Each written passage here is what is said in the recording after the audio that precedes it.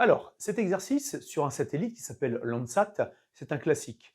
Dans les deux premières questions, en tout cas dans les premières questions, on demande de faire une réflexion, voilà, avec toute une suite de procédures, pour arriver à réécrire littéralement les expressions de la vitesse et de sa période, et ensuite les calculer numériquement, bien sûr. Et dans la deuxième partie, vu que le satellite Landsat n'est pas dans le plan équatorial vis-à-vis de sa rotation, mais plutôt dans le plan qui inclut les deux pôles de la Terre, on verra ses spécificités. Mais pour l'instant, on va répondre à la première question, qui est de redémontrer, entre guillemets, comment on arrive à l'expression littérale de sa vitesse. Alors, ici, j'ai refait un schéma simple, mais assez clair. Alors, les échelles ne sont pas respectées par but pédagogique. On voit bien que le rayon de la Terre, ici, est normalement beaucoup plus grand que Z ici, mais bon, c'est vraiment pour que tout le monde voit bien.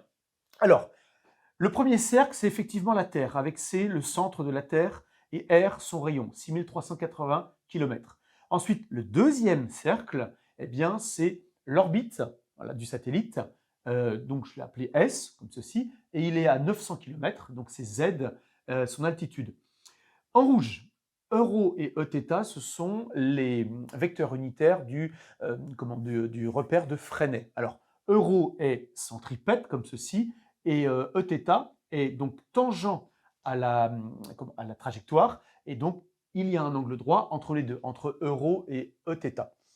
Ça va nous permettre voilà, de mettre en place les éventuelles forces voilà, que va subir le satellite et avoir les idées claires. Alors ça, c'est un conseil que je donne, faire un schéma assez grand le jour du bac, par exemple, ou même le jour quand il y a des devoirs de physique, pour que ce soit clair au niveau de la correction et clair dans votre esprit. Pour moi, c'est primordial. Alors une fois qu'on a ça en tête, on va commencer voilà, la procédure qui pour moi me semble la plus claire, la plus logique, c'est de savoir où est-ce qu'on se situe. C'est comme un peu un théâtre, on se dit où est-ce que l'on est, il y a des acteurs, que font ces acteurs, d'accord? Donc toute une petite procédure à mettre en place et à savoir refaire le jour de l'examen, le jour du bac.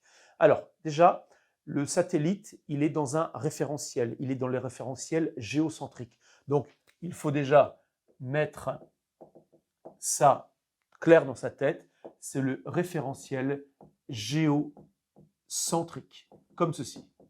Voilà où nous sommes. Le satellite tourne autour du centre de la Terre. Ensuite, dans ce référentiel, notre objet d'étude, c'est notre satellite, c'est Landsat. Alors, le système, comme ceci, le système, alors on le met en général entre accolades, c'est le satellite Landsat, comme ceci. Alors moi je l'ai appelé S, on peut considérer que c'est le centre, voilà, le centre de masse du satellite. Ensuite, bilan des forces, ça c'est important. Bilan des forces. Les forces que subit le satellite, alors il n'y a pas d'air dans l'espace, il a 900 km, eh bien c'est uniquement la force de gravitation. Alors la force de gravitation, je peux l'appeler F comme ceci, mais on a vu dans d'autres exercices et dans le cours que cette force de gravitation, donc cette force d'attraction gravitationnelle créée par le centre de la Terre, donc le centre de la Terre, pourquoi? Parce que toute la masse de la Terre peut être concentrée en son centre, et en fait, cette force gravitationnelle peut être aussi appelée d'une autre façon, c'est-à-dire son poids. C'est-à-dire que la force de gravitation qu'exerce la Terre voilà, sur le satellite qui est situé à 900 km d'altitude, c'est un peu comme nous. Quand on est situé par contre à la surface de la Terre, c'est notre propre poids. Eh bien, le satellite, là, il a 900 km d'altitude, il a Z, entre guillemets, voilà, en termes d'altitude, son poids, eh bien, c'est la force de gravitation, comme nous, la force de gravitation, voilà, qui nous fait coller sur la surface de la Terre. Eh bien, je peux considérer que c'est F ou P. C'est-à-dire que c'est deux lettres différentes, mais qui veulent dire la même chose. Le satellite subit la force gravitationnelle de la Terre, d'accord, mais c'est aussi son poids, c'est la même chose. Alors ici, on va pouvoir avoir deux façons donc d'écrire ces deux forces-là. Alors la première, ici, F, est égale à grand G, donc ça c'est la constante de gravitation universelle, multipliée par la masse du satellite multiplié par la masse de la Terre divisé par CS, c'est-à-dire la distance qui sépare le centre de la Terre du centre du satellite. Donc mathématiquement, c'est CS, donc 2 points, mais physiquement, c'est le rayon de la Terre plus Z. Donc je peux le mettre ici, R plus Z au carré, comme ceci. C'est aussi son poids, d'accord? Alors, j'ai oublié une chose, le vecteur, important, très important. Donc c'est suivant euro. Bah oui, puisque euro est centripète. La force de gravitation universelle, elle est aussi centripète. Donc il ne faut pas mettre de signe moins. F est égal à quelque chose de positif, voilà, suivant euro comme ceci. Et donc, là, je voulais continuer vers le poids. Donc P, le poids du satellite, c'est M, G. Alors, G, pas notre G à nous quand on est à la surface de la Terre, G à l'altitude Z. Donc, je vais mettre un G indice Z euro. Donc voilà, et c'est les deux mêmes forces. Alors, on l'a vu aussi dans certains exercices, se rendre compte que là, on a M et on a M. Ça veut dire que si on isolait le reste, voilà, grand G mt sur R plus Z au carré, eh bien, on reviendrait à l'expression de G indice Z. Ce sont vraiment les mêmes. Donc voilà, une fois que l'on a donc fait le bilan des forces, alors ce n'est pas 2 forces que subit le satellite, c'est bien une. F et P sont vraiment les mêmes choses. Ensuite, on passe au principe fondamental de la dynamique, donc la deuxième loi de Newton, le PFD. Qu'est-ce qu'il nous dit ce PFD? Il nous dit que somme des forces extérieures que subit le satellite, eh bien c'est M fois A. Alors A, c'est l'accélération que subit le satellite, ici. Alors ici, on va pouvoir, si on regarde le poids P, on va pouvoir dire que c'est, alors oui, l'accélération, elle est suivante. On peut parler en normes, on peut dire ça aussi A, euro, comme ceci. C'est la même chose. Alors je peux je vais le mettre au-dessus. Donc MA, c'est M, voilà, fois euro. Et donc, si je prends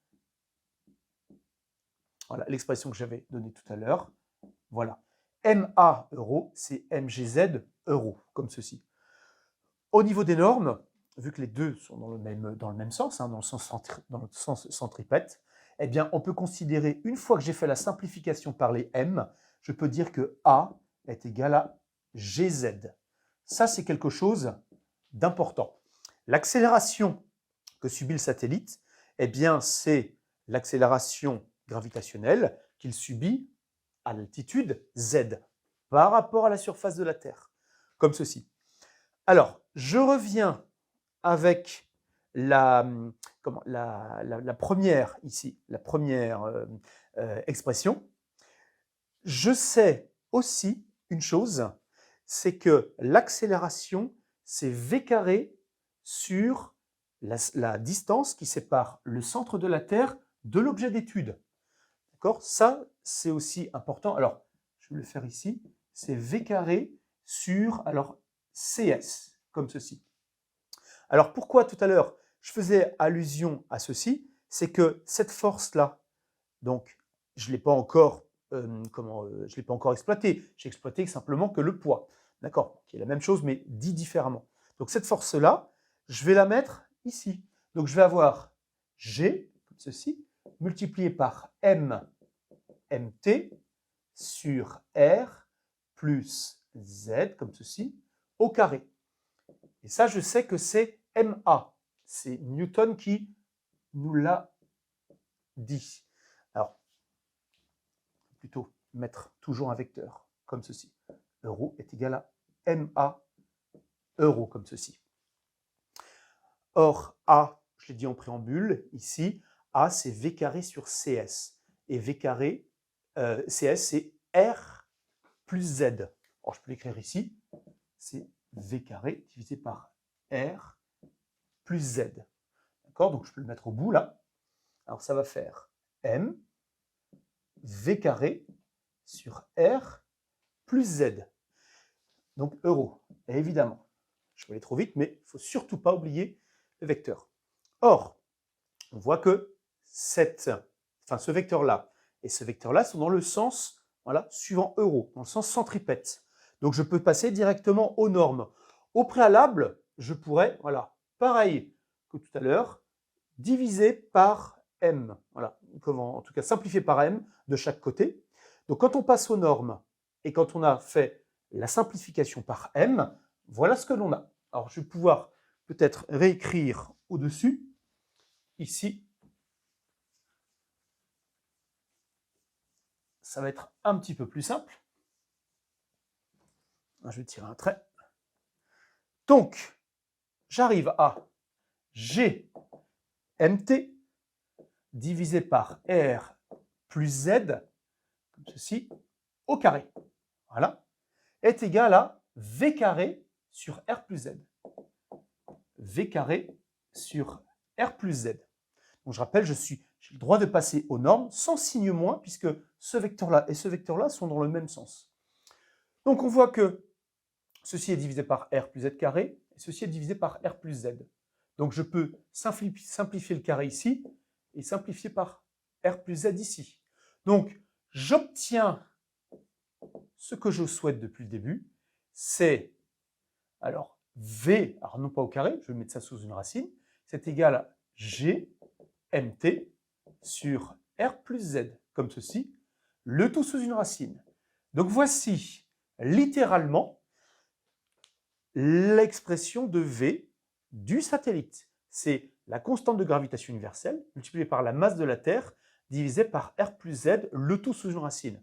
Alors, ce qui a été dit en cours, dans vos cours avec vos professeurs, et je l'ai déjà dit aussi dans certains exercices et en cours, vous voyez, la masse du satellite n'intervient pas. Ici, que vous ayez un satellite qui fasse 1 tonne, 10 tonnes ou 1 kilo, eh bien, ce qui compte, c'est la masse de la Terre, l'altitude à laquelle il est, et puis bien sûr la constante de gravitation universelle. Donc, que vous ayez un satellite qui fasse 1 tonne, 1 kilo ou 1 gramme, eh bien, il va tourner à la même vitesse. Donc, voilà ce qu'il fallait pour cette première partie. Voilà ce qu'il fallait répondre. Et ce qu'il faut surtout retenir pour le bac. Pour cette deuxième question, nous nous servons de ce que l'on a donc écrit à la première question. C'est-à-dire que la vitesse du satellite, c'est la racine carrée de la constante de gravitation universelle fois la masse de la Terre divisée par le rayon de la Terre plus l'altitude du satellite. Remplaçons maintenant toutes ces expressions littérales par leur valeur numérique. 667 10 puissance moins 11 multiplié par 6 10 puissance 24 divisé par 6380 10 puissance 3. Je rappelle que 6380 c'est en kilomètres, il faut mettre donc en mètres, plus l'altitude qui est égale à 900 km, donc 10 puissance 3, le tout sous une racine. On obtient donc une vitesse, puisque tout est donné en mètres et en secondes. On obtient donc un résultat en mètres par seconde. Donc 7000, alors on est à peu près à 7414 mètres par seconde, ce qui donne une vitesse, donc si on change les unités de façon plus pragmatique, hein, pour avoir une vision un petit peu plus aisée du phénomène, nous sommes à 7,4 à peu près, 7,4 km par seconde pour le satellite. Alors, je refais bien le cas ici. 7,4 km par seconde pour le satellite. Donc voilà, une simple application numérique. Bien faire attention quand on écrit sur la calculatrice, ne pas se tromper dans les unités, les puissances. 10 puissances, on a des disparités, des puissances assez élevées, des puissances assez faibles. Donc, il faut vraiment être vigilant à cet instant-là. Dans cette troisième question, nous devons donc retrouver l'expression littérale de la période du satellite et calculer donc sa valeur numérique. Pour cela, nous allons utiliser la loi de Kepler qui stipule que la période au carré du satellite divisée par le centre, la distance qui sépare le centre de la Terre du satellite au cube est égale à une constante. Et nous l'avons déjà vu donc, dans le cours, hein, cette constante, et donc, elle vaut quelque chose dans le cas où le centre de masse autour duquel tourne le satellite est la Terre avec sa masse. Donc, nous avons ceci, Alors, ça fait 4 pi carré, la constante de gravitation universelle, fois la masse de la Terre. Ici, c'est toujours, quand on traite ce genre d'exercice, c'est toujours le centre de masse autour duquel tourne le satellite ou la planète. D'accord. Donc ici, le satellite tourne autour de la Terre. Donc là, c'est bien la masse de la Terre qu'il faut écrire. Alors ici, nous avons bien donc ce qu'il faut pour déterminer l'expression théorique de t. Donc t est égal à, alors le r cube, il passe de l'autre côté, donc on a bien r cube multiplié par 4, multiplié par 4pi au carré, divisé par la constante de gravitation universelle, voilà, multiplié par la masse de la Terre. Donc voilà ce que l'on doit trouver en termes théoriques, c'est-à-dire en termes littéral. Maintenant, en application numérique, alors nous avons donc un grand rapport à faire. Donc R, petit r, c'est grand R, c'est-à-dire le rayon de la Terre, plus Z, la hauteur, enfin plutôt l'altitude à laquelle évolue le satellite. Donc 6380 10 puissance 3 plus 900 10 puissance 3. Donc voici la distance R, elle est au cube, multipliée par 4 et multipliée par pi au carré, divisé par 6,67 10 puissance moins 11, multiplié par la masse de la Terre, 6 10 puissance 24, comme ceci. Le tout sous une racine carrée. Et nous obtenons une valeur un nombre de secondes qui est égal à 6169 secondes. 6169 secondes. Alors, c'est peut-être pas très intuitif un nombre de secondes comme ceci. Donc nous arrivons à quelque chose de plus maniable. Nous arrivons à 1h42 et 49 secondes. C'est un petit peu plus 1h42 minutes et 49 secondes. Voilà, c'est un petit peu plus maniable en termes de choses à se représenter en termes de période. Donc voilà, pour faire un tour de la Terre à 900 km d'altitude, le satellite met 1h42 et 49 secondes. Voilà ce qu'il fallait faire. Alors surtout, pour bien commencer cette question-là, connaître, d'accord, la loi de Kepler qui nous dit que t carré sur r cube est égal à 4 pi carré sur g, et ici, le centre de masse, entre guillemets, de la Terre, ici, donc on remplace par sa masse. Donc voilà ce qu'il fallait faire. Alors, dans cette deuxième partie, nous allons exploiter le fait que le plan de rotation du satellite n'est pas équatorial, mais il comprend les deux pôles de la Terre. Alors là, j'ai avec moi une petite représentation de la Terre. Considérons là le plan équatorial. Le satellite ne tourne pas autour de la Terre comme ceci. Il tourne autour de la Terre en considérant donc un plan qui passe par les pôles. Il tourne autour de la Terre comme ceci. Donc son plan de rotation, on pourrait considérer, enfin il est considéré comme perpendiculaire à l'équateur. Donc nous, ce que l'on doit calculer ici, c'est que, imaginons que le satellite parte d'ici, qu'il effectue un tour sous le satellite, et voilà, et il garde le même plan. Sous le satellite, voilà, la Terre va effectuer un petit angle θ, un angle de rotation θ. Donc c'est cet angle θ qu'il nous faudra donc calculer. Donc, je répète, quand le satellite fait un tour, en 6169 secondes, la Terre voilà, a effectué une petite rotation. C'est cet angle de rotation qu'on doit calculer. Alors, il y a quelque chose que l'on sait, c'est que la Terre effectue un tour sur elle-même en 86 400 secondes. Qu'est-ce que c'est que 86 400 secondes? C'est 60 secondes fois 60, ça fait donc ce qu'il y a dans une heure, et multiplié par 24, ce qu'il y a dans un jour. Donc 60 fois 60 fois 24, ça fait bien 86 400 secondes. Et on sait qu'en 86 400 secondes, elle effectue 2 pi radians. Donc quel angle effectue-t-elle en 6169 secondes? Donc c'est un calcul que l'on va effectuer, donc un produit en croix. Alors je vais déjà, c'est toujours très important, de démarrer par une relation littérale. Alors en t secondes, alors je vais mettre t et avec un indice t pour la période de rotation de la Terre en T, alors je vais mettre Terre ici comme ça, d'accord? Donc c'est la période de rotation de la Terre, eh bien il y a 2 pi radians d'effectuer. La Terre tourne, voilà, en faisant un tour, en T indice Terre. Donc en T indice sat, elle effectue un angle, tout petit angle, voilà, de θ radian.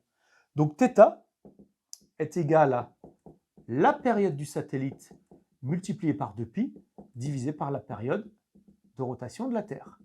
Voilà ce qu'il faut donc déterminer littéralement, comme ceci. On va passer maintenant au calcul numérique. Donc nous arrivons à ceci. La période donc, de rotation du satellite, c'est 6169 secondes multiplié par 2π, comme ceci. On va écrire correctement. Voilà. Et divisé par la période donc, de rotation de la Terre. Donc 60 fois 60 fois 24, 86 400. Voilà. Et nous obtenons θ qui est égal à 0,45 radians. Alors, 0,45 radians, ce n'est pas très intuitif dans le sens où ça ne dit pas beaucoup de choses. Alors, ce qu'il faut faire, il faut transformer les radians en degrés. Donc, on va pouvoir faire ça ici. Donc, si 2π radians correspondent à 360 degrés, 0,45 radians vont correspondre à θ. Donc, θ est égal à 0,45 fois 360 divisé par 2π, comme ceci. Et nous obtenons 25, à peu près 25,8 degrés. Donc, si je reprends la Terre qu'il y a ici, pendant 6169 secondes, le satellite tourne autour de la Terre, il revient à son point de départ, et la Terre aura effectué un angle θ de rotation de 25,8 degrés. Donc voilà ce qu'il fallait montrer pour cette question. Alors pour bien comprendre cette question, reprenons ma petite Terre. Au bout de mon doigt ici, un point origine, qui est considéré comme l'origine des espaces pour le satellite. Donc lui, hop, le satellite va revenir périodiquement sur ce point-là. Et la problématique, en fait, c'est de savoir si ce point-là va être toujours à la verticale, enfin, quand est-ce qu'il va être à la verticale du même point, d'accord, sur la surface de la Terre. Parce qu'on sait que la Terre, elle va tourner sur elle-même. Donc, au bout de combien de tours qu'effectue le satellite, d'accord, ce satellite va se retrouver à la verticale de ce même point. Donc, on sait que quand le satellite fait un tour, eh bien, la Terre se déplace de façon angulaire de 0,45 radians. Donc, il faut mettre en équation le fait que au bout de combien de tours, au bout de quel nombre entier qu'effectue le satellite en termes de tours, eh bien, on retrouve un nombre entier de tours qu'effectue la Terre par rapport à son axe de rotation. Donc, voilà comment nous pouvons mettre ceci. N T sat est égal à K T indice Terre, comme ceci. Donc, quand les deux sont égaux, donc évidemment on parle en nombre entier de tours, on ne va pas parler en 2,5 ou 3,12 tours, ça n'a aucun sens. Il faut que les deux points, donc sur la Terre et le point par lequel passe le satellite, soient au-dessus. Donc ça correspond à un nombre entier de tours de satellite et un nombre entier de tours de Terre, de rotation. Donc voilà la condition, donc comme une sorte de, je dirais, d'expression littérale. Il faudra trouver si n correspond bien en fonction de l'angle de rotation qu'on a trouvé pour chaque période de satellite, correspond bien à la problématique. Est-ce qu'on va retrouver les deux points qui vont être l'un au-dessus de l'autre? Donc là, on verra ça à la question suivante. Alors, nous allons donc exploiter maintenant notre expression littérale. Il faut absolument que pour n entier et k entier, donc on va regarder pour le cas le plus simple, si k égale à 1, eh bien si la condition est réalisée. Alors, considérons k est égal à 1. Si je reprends la Terre, on va considérer que la Terre, voilà, a fait un tour sur elle-même. Eh bien, si dans le même temps, le satellite a fait un tour entier, d'accord, pour se retrouver au-dessus du même point, la condition, d'accord, était bien réalisée. Donc, pour k égale à 1, voici ce que l'on a. N est égal à t indice Terre, c'est-à-dire la période de rotation de la Terre, sur P indice Sat, c'est-à-dire la période de rotation du satellite.